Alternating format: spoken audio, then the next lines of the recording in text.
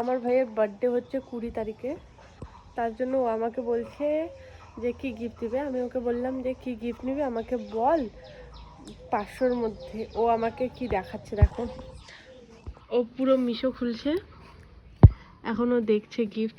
কি লাগবে তোর, কি লাগবে? প্রথমে কি বলছিলিস বল বল।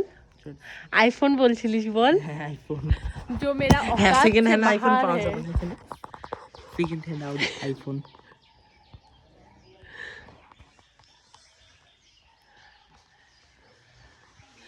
এটা আইফোন